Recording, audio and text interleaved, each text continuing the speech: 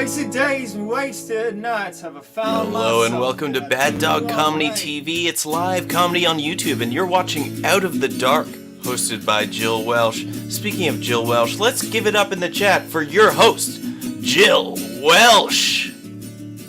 Oh, hey! Hi, everyone. Oh, thank you so much for coming out to Out of the Dark storytelling tonight. We're coming to you live from Toronto, so feel free to let us know in the chats where you're coming from. We have an incredible story tonight. So many stories based on things that scared us as kids, things that go bump in the night, and yeah.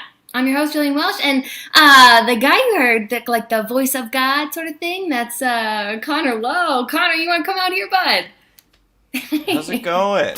Hey, good. How are you?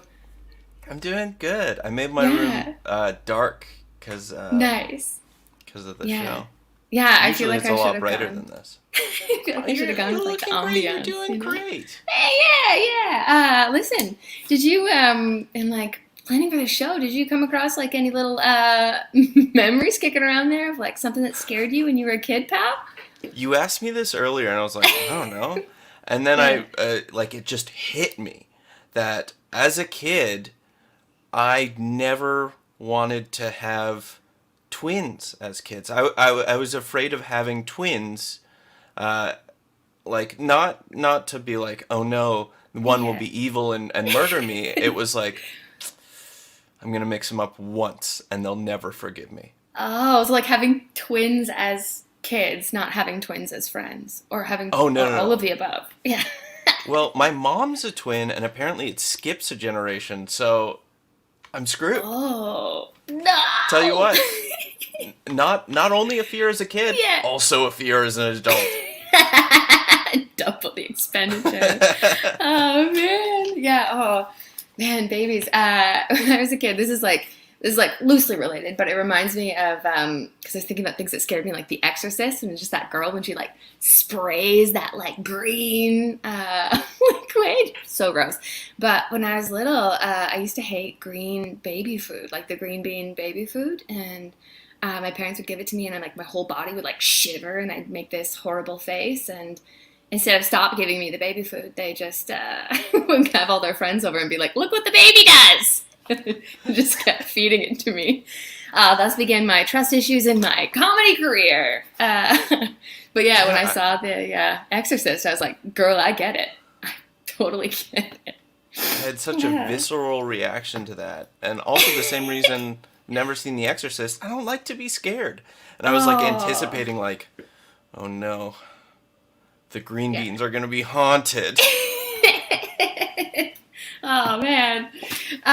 Speaking of haunted though, our first storyteller, they are absolutely incredible. I am, thanks Connor. But I am so like stunned. The first time I saw them tell a story was actually their first time telling a story, which is like they're a complete rock star. So they're amazing. A fun fact about them is they actually learned English from watching television and movies. Please give it up in the chat for the incredible Meha Mohammed. Yeah!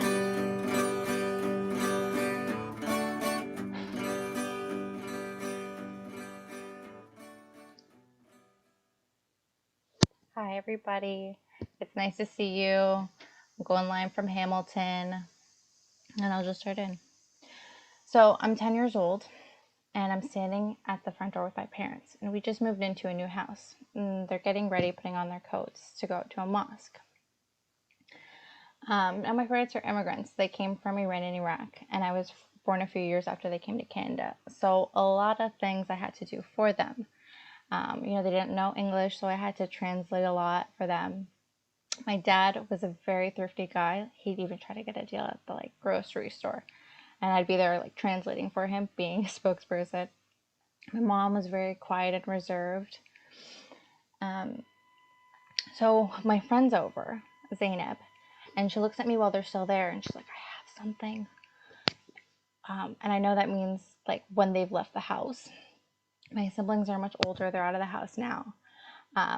And once they've gone, everybody's gone, she pulls out the DVD of the movie It.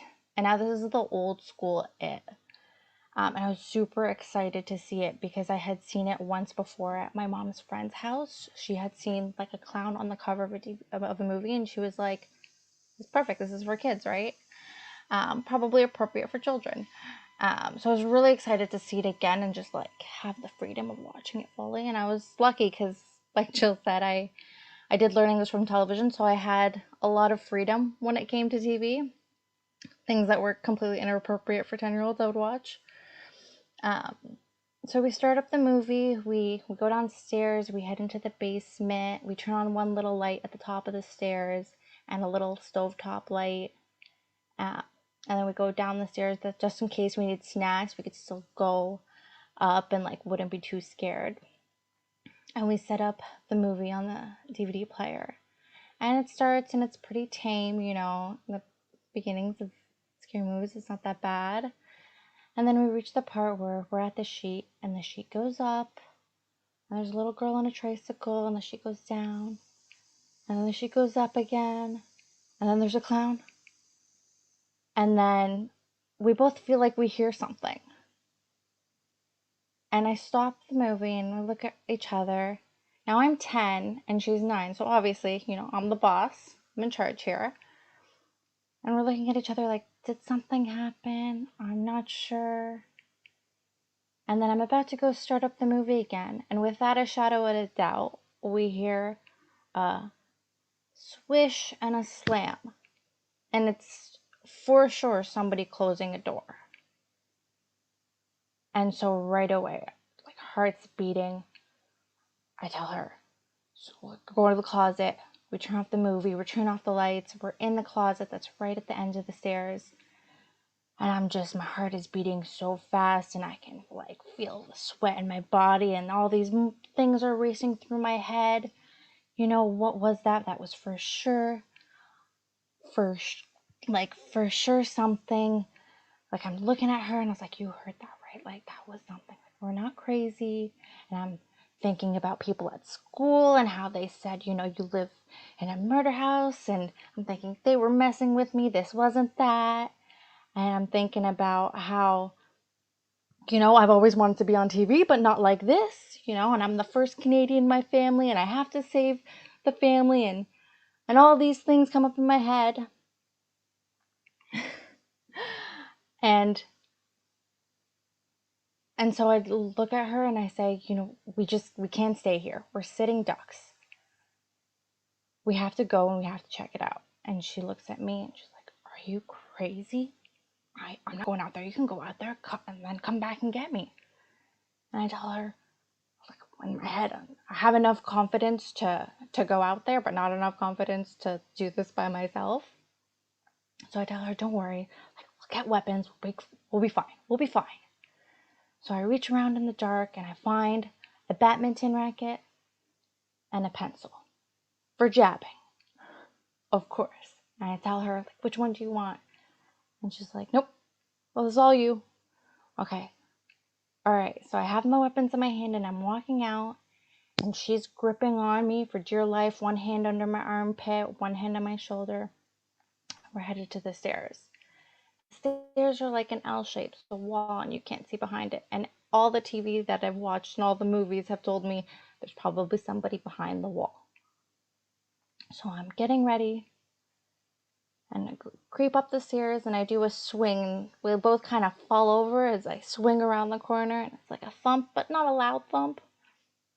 So we get up and we continue up the stairs. When I'm at the end of the stairs and it's an older house, so I creak open the door a little bit. And I'm listening. Because I figure if somebody hears like the door open, they'll come towards the sound. And nothing. So then we get up and we systematically like go through each room, turning on all the lights. And every time we like get to a room, we swing and jab. Well, I swing and jab. And she stands behind me gripping. And we've gone through the whole house now, and now all the lights are on. And we're just sitting there in the living room. We've gone down to the living room. And we're just looking at each other and we're talking about it. Like something happened for sure. And I'm thinking about the kids at school, and I tell her, and then she tells me, why didn't you tell me this before I came over? I wouldn't have came over if I had known. And I tell her, no, I'm sure it's fine. Like, it was nothing. It was nothing. We heard a sound, but it could have been anything. We don't know. And then we hear the door open, and I know it's my dad, because as soon as he walks in, he sighs. And then my mom follows him, and she says salam, because that's what Muslims say when they enter a house, even if it's empty. And for a moment, I just feel relieved, because, I'm not the boss anymore. And we run up to them, and Zayn was behind me, and I'm telling them, I think there was somebody in the house. Like, the door opened while we were downstairs, and we heard it, and we made sure everything was okay. And they're just looking at me red in the face, and my dad looks down at the badminton racket and the pencil, and he said, what were you planning on doing? And I was like, I was going to protect us. And he's like, but with the pencil? And I was like, for jabbing. And then, they say, Zainab's parents are outside. She'd probably go, and I hug her, and I was like, see, everything's good. We made it. And my parents tell us, that wasn't anybody. That was your dad. Somebody took his shoes at the mosque. So he came back and got slippers, and I'm looking to my mom, and I tell her, because she, makes him credible, obviously. So I look at her and I was like, did that really happen? Is he messing with me? Is he just trying to calm me down? She goes, no, that really happened. And Zainab leaves, and my mom makes a big meal just to calm me down.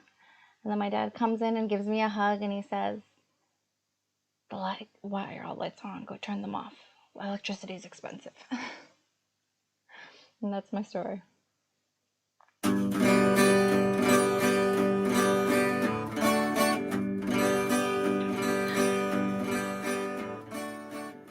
Oh, yeah. Give it up in the chat for Meha, Mohammed. Oh, man. Also, what an iconic movie it is. And so relatable. I feel like I leave the lights on all the time, and my partner is constantly, you can hear a chuckle over there, constantly telling me to turn off the lights. That was so lovely. Thank you again, Meha. I also feel like I have to retract a statement of I do want to let you know that my parents did, eventually stop feeding me the green baby food. My mom switched and gave me carrot baby food. So much so that she actually turned me orange because I didn't like the green baby food. So, yeah, it turned a whole baby orange. She was a teenage mom and rocking it out. And took me to Emerge, and she's like, what's wrong with my baby? My baby is orange. I'm like, you have to feed her something other than carrot baby food. So she fed me shrimp and root beer, and then we ended up back at Emerge. Childhood! But our next storyteller is so funny. They are a writer. They are a performer. They are a comedian. There is pretty much nothing that they don't do. They are currently doing a master's degree right now, and they're coming to us from Scotland. So it's 1:30 in the morning there. But there's no delay. I mean, there is a bit of delay time. What a construct. But please give it up in the chat for the incredible Katie Hammer. Yeah!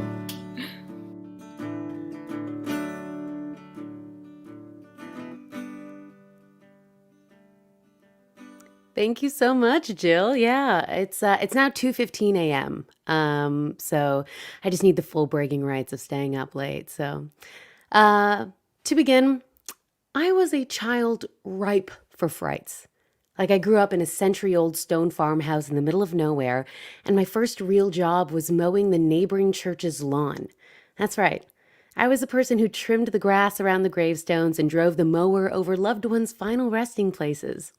At first, it was intimidating, but then it's one of those things that you do so often you lose track of the seriousness of it. Just to paint the picture, a small 10-year-old hyperactive child wielding a trimmer, going so fast it can cut pants, I would know, getting in close to each and every gravestone, some with my own last name on them. It was a small local church, and my family never traveled. I mowed that lawn for years, becoming accustomed to zooming around on a red-seated machine, Christina Aguilera's Genie in a Bottle absolutely ripping through my Discman.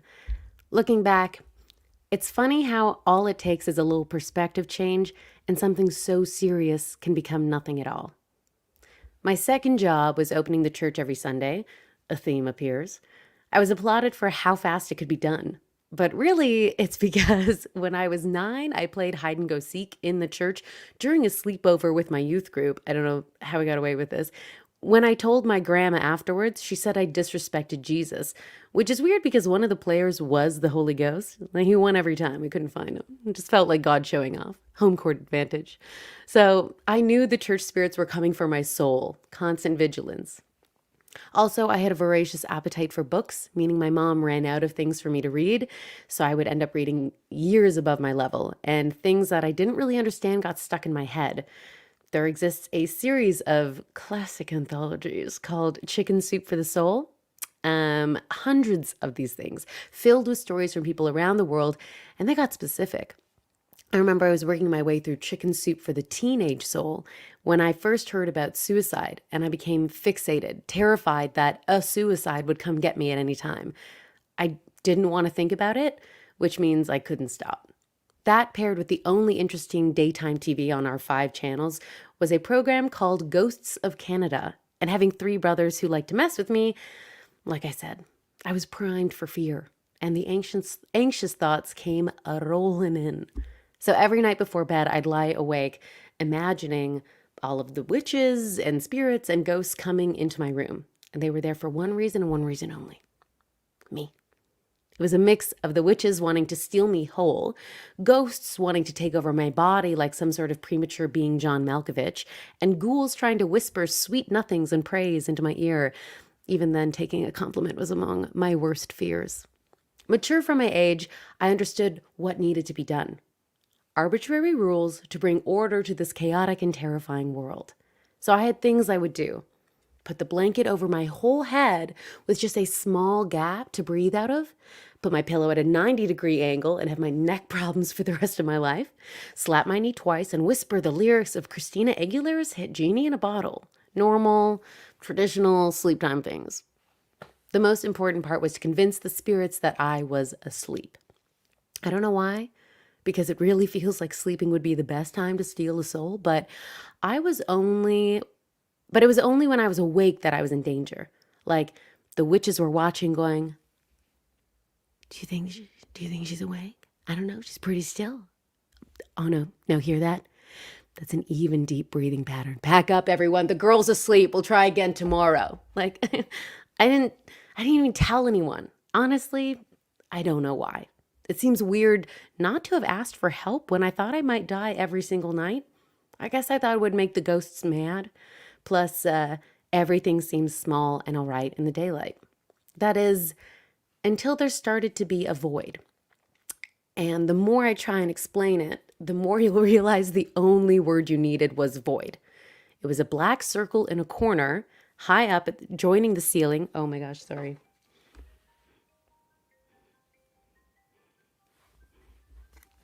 Oh, I know what's happening. I'm sorry.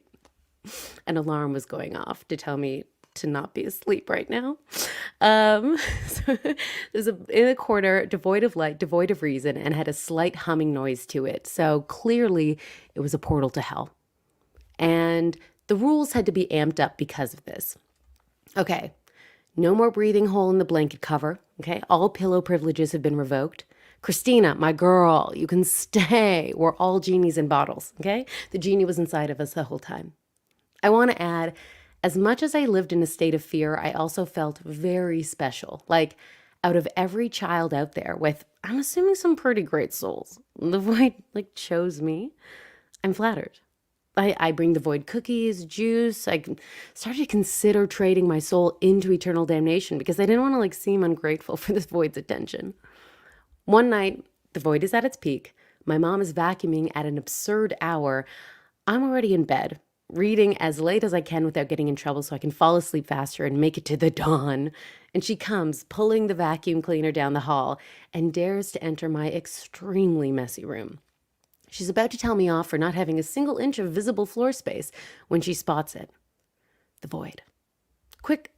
Just a quick side note. Vacuums, God, I hate them. I find them so annoying because it's never a nice single note like some yogic chanting, but a single note yelled by a needy child. And I want to give in and buy them Dairy Queen. I'd fill the car with blizzards. I'm just wondering if they can be multiple notes, like, I don't know, an A, throw a G in there, a song. I want my vacuum to be music while cleaning. Maybe Evanescence, perhaps a Dua Lipa. I don't know. I'm just like throwing ideas. Could my lady see a Galore with her standout classic Genie in a Bottle be ripping through my vacuum?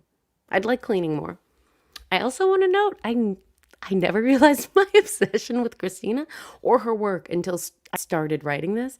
Something repressed just like unlocked itself, and I've never felt more queer. So my mom is there, Ghostbuster style, vacuum in a hand, and in that moment I feel afraid, embarrassed, a sense kind of loss. She asks me what it is, why I didn't say anything, and I sit there unable to say anything at all. She looks closer at the pulsating Stranger Things portal to the Upside Down, and she looks back at me, her eyes furrowed, confusion in her voice as she says, "It's flies." That's right. Hundreds of flies. And I've Googled why flies might group together in one place like that. And it's usually because there's rotting meat. I ended up eating the voids like cookies, so that wasn't it. There shouldn't be meat cookies anyway. Those are just hamburgers. It has connotations of death, evil, and dark magic. Hello, now we're talking. And lastly, it's a common thing done by cluster flies. Usually they do it outside, but hey, we all need a little luxury in our lives. So unfortunately, I think the latter is the truth. My mom, my personal Bill Murray in a beige jumpsuit, then sucks up all of the flies, but kind of fun for them, leaving only their remnants behind, which I wish I could remember the sound of hundreds of flies being sucked up makes. But that too is repressed, soon to be unlocked through Christina's music, I hope. After everything, my slowly growing portal to hell became what it always had been underneath. A circle of poop. Just a corner with 1,000 little fly poops, like some sort of first draft comic book art. And everything was different. I don't think my fear snapped off like that, but that's when it started to fade. Less witches, less ghosts. If anyone was going to mess up my soul, it was going to be me. It's funny how a little change in perspective can make something terrifying into nothing at all. Perspective and a really strong vacuum. Thank you so much.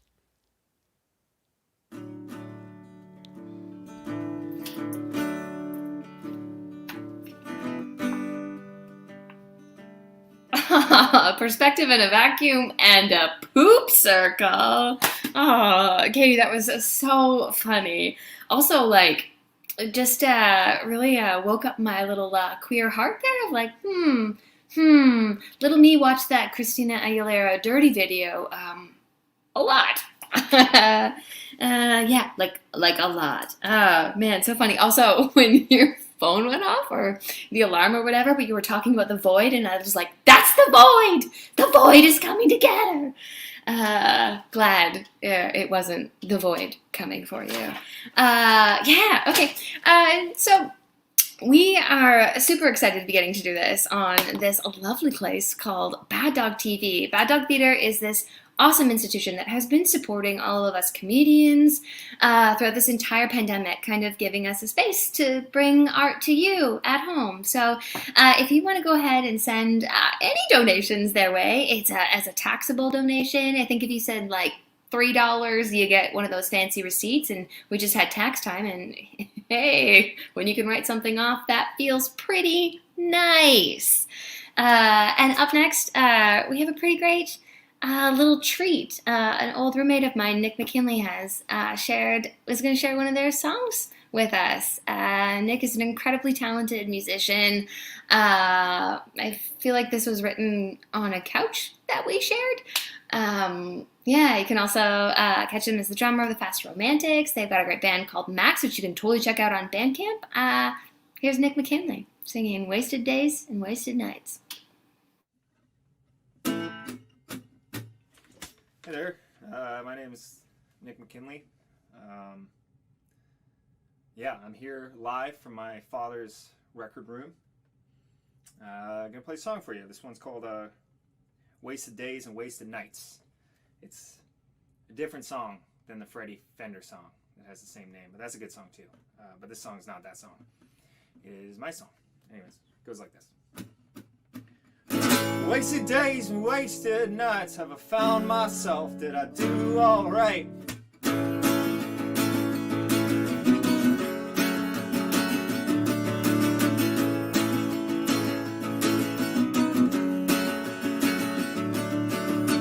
Flung far from the bodies of life that had danced their calm into our lives. We kept warm in the flame of the fight, yet we stayed our course and then capsized.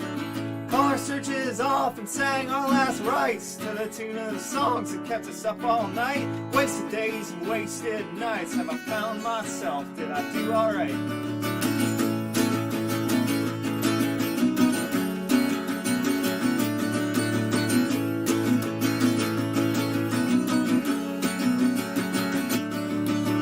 You broke free from the breaking in me that had chased us lost into a dream. We scrubbed clean until it couldn't be seen. Yeah, the world got bought and we didn't believe in the song we sought or the words we mean, in the frozen thoughts we knew we'd never redeem. Wasted days and wasted nights, have I found myself? Did I do alright? Wasted days and wasted nights, have I found myself? Did I do alright? Did I do alright? Could I see what's right in front of me? I fall asleep, I count the sheep, I count the trees. I'm so relieved just not to be.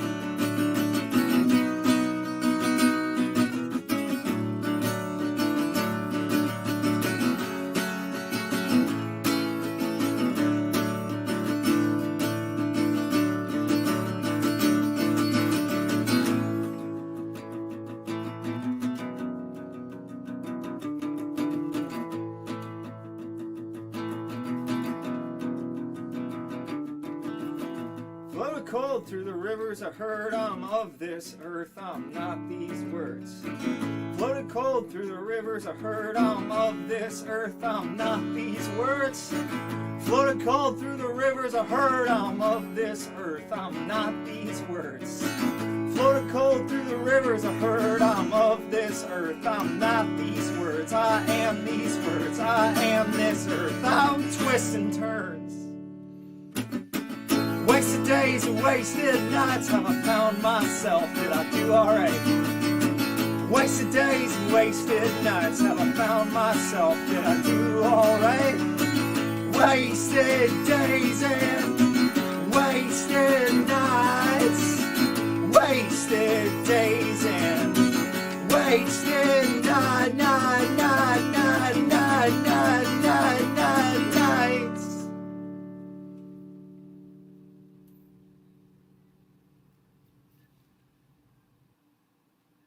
Oh, buddy's so great. Please give it up for Nick McKinley in the chat, and you can find him everywhere, all over Bandcamp. Also, he's a drummer for the Fast Romantics, and they have an album coming out, and they're gonna do like live album release. So look for that in August. So rad. I think you can actually get tickets for it right now. Oh man, that song, it makes me think of, I see Carson Pinch in the chat, so Blue Caraca, which was at the time we had this blue curacao that lived on top of our fridge. We're not sure really where it came from, but it was the haunted liquor. And you always knew it was a wild night when you dipped into the blue caraca. Anyway, our next storyteller was a Sirius XM stand-up comic who was also Sirius XM top comic, is an all-around great guy. And you've seen him on TV in so many commercials and in so many different things. But right now there is a TD, I think it's Waterhouse, TD, shout out to TD, commercial that he's in, 2 commercials with his daughter. She's in a big playhouse. They like zoom all around. His wife's there. It's like, you know, the whole family is famous. But please give it up in the chat for Faisal Bot. Yeah. Hello. Hey everyone. Thank you. I'm here live. I'm so nervous. I don't know if I'm gonna be as tight as everyone you saw tonight. Um, you know when you have these like weird memories that like I don't know, you just like they're very vivid and you have like no idea like what the backstory, the origin story is, even though it's completely you. I've been having this for the longest time. I would have this vision, and it's me, and I feel very, very, very small and low to the ground, and everything is far, far, far, far, far away, and I'm tiny, and I just remember just like being really cheery and happy at my surroundings. And all of a sudden, I'm completely horrified because there's this big monster with this big round, like, there's no face. It's just this black hole, and he's just puffed up, and he's approaching me. He's really scary, and I freak out, and I have this but I just remember it so very vividly. I'm gonna say vividly a lot tonight. I'm at my parents' house. My mom found this slide projector, and she's like, "Wouldn't it be great? Just boot up this old technology." And we're in the kitchen. The whole family's there, and we're going through these slides. And we're at Disney World, and there it's me with Mickey Mouse, and I'm at Magic Mountain, I guess. And the next slide, and it's me, little baby Faisal. I'm in a stroller, and with my sister and my mom, and some stranger must have taken this picture, because right next to me is an astronaut. And he's kind of just sort of like, and it was just so, it came back to me, and I was like, stop, wait, Mom, can you tell me what happened after this picture? And she's like, yeah, you lost your shit. The guy went to like, go to cuddle you and you freaked out. And so, I mean, that was like 20 something years that I just like carried with me. And also like, I never trusted any astronauts that I ever met too. And that's probably why. That wasn't my main story. My main story, what really feared me when I was a kid, it started in elementary school. I was on a bunch of sports team, and we won, and we were in front of the entire elementary school in the gymnasium, and it was for track and field, and I was on the basketball team, and we had won. And so the principal was like, well, let's get all the athletes up, and a round of applause for them. And all of the athletes are there, and we're all in a row, and I know what's going to happen. He's going to make us say, what's your names? And I'm dreading this because now there's like 800 students. There's like about 24 kids before me, and they're all going through their names. So it's like, Carson Pinch. And I'm dreading this moment, and I'm like, oh no. Nilu Handa. Okay, this is really going to happen. I'm just like prepping. Okay, all right, we're just going to get through this. We're going to get through this. And it just felt like an eternity. Sorry, Natalie Case. Okay, it's not gonna be that bad. What if I'll just like blurt it out? Maybe I'll just like inhale or just be like, I'll whisper it. Aaron Burr. Okay, there's 2 more people. I'm gonna have to do this. Monica Garrido. Faisal Butt. And the entire gymnasium just erupts, and they're laughing. And I get it, Faisal Butt is hilarious, but I'm like, what should have been a moment of glory is kind of mired by this, and I'm just like, and I just remember doing this, just like, take it away, and then the next person, but it always stuck with me. I'm like, that's always going to be funny. That's always going to be funny to people, and I need to like, one, not let this bother me, and I think that's like how I developed my sense of humor, because what would end up happening is like in the next grade, from elementary school and high school, whenever it was like the first day of school and the teacher's like, here I am gonna take attendance, I would be so quick to be able to anticipate. So it's like, yeah, Aaron Burr, and I know that, but B-U, I'm next, so I'm anticipating. As soon as they're like, Faisal, I'm like, I'm right here. Hey, how you doing? How's it going? I'm here. Cool, great. And so I was just like, I just developed these skills. And around grade 6, someone asked me about my last name, and I wasn't trying to be funny, and I just gave a natural, honest response, and everyone started laughing, and that became really, really addictive. And I wouldn't end up trying stand up until I was about 27 years old, and now I'll go. My name is Faisal Butt, and it's like I've not advanced or nothing has changed, because immediately people will start laughing at that. So my whole life has just been like this reset, and just kind of just going through with the motions. But it helped me, and it developed something that I didn't know I was passionate about, and then I became passionate about. And now here I am, and I'm in a great relationship. And my girl was pregnant, and she was an amazing woman. She's vegetarian. She had a job. She was working at the distress center. She's 7 months pregnant, and I was like, by the way, obviously this baby's going to take your last name. And I've never seen a pregnant woman do a backflip, because that's kind of what it felt like. Because she's like, I didn't know how to bring this up to you. I was just so stressed and busy with other stuff. And I was like, yeah, of course. I'm not a monster. I'm well aware of what my last name is. And like, this is like Game of Thrones here, and House Butt ends here with me. This legacy is not going to go on. And so we decided that baby was going to take my girl's last name, which is Fart House. Thank you so much. Thank you, Jill. Thanks, everyone. You guys are phenomenal. Thanks for letting me do this. It was so nerve-wracking, and I can't believe we got through this.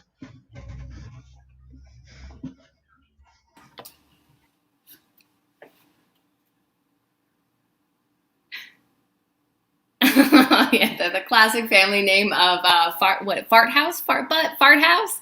Faisal Butt, everybody. That was oh my gosh, so funny, so awesome. This has been so much fun tonight. Thank you so much to all of the storytellers. Meha Mohammed, we had Katie Hammer, we had Faisal Butt, and a huge thank you to Nick McKinley for sharing that incredible music with us. Listen, if you have any interest in being a storyteller, oh my goodness, hit me up. Or if you're a musician and you think, hey, you want to have some music featured on the show, please also hit me up. We have an email address now, outofthedark storytelling@gmail.com. What an official thing to have happen, an email address. Not Hotmail, it's Gmail. I've been Jillian Welsh. Huge thank you again to Connor Lowe, pulling all the strings and doing all of our tech. And a huge thank you to Bad Dog Comedy TV. If you like what you saw, please tell all your friends to come join us. We'll be back next week with another theme. It's embarrassing stories next week, and there are some doozies. And if you didn't like this, please tell your enemies and send them our way anyway. Your rich enemies. Thanks so much. Have a good night.